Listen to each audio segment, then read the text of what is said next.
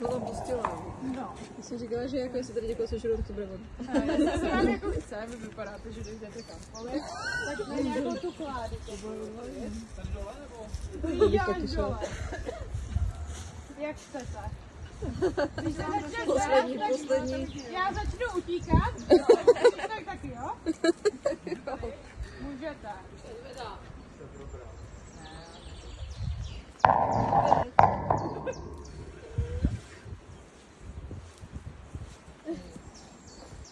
Podle mě jemu, kdybych řekla, že k tomu ty gromy má taky vles, tak tam taky vles.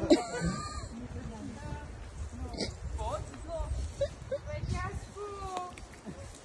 Jo, ty jsi měl hovězí, no tak to si nedivím, že jste tady nechal. Nezapomene na to? Ne, kuře nezapomene, na hovězí zapomene. Jako, jestli to ucítí.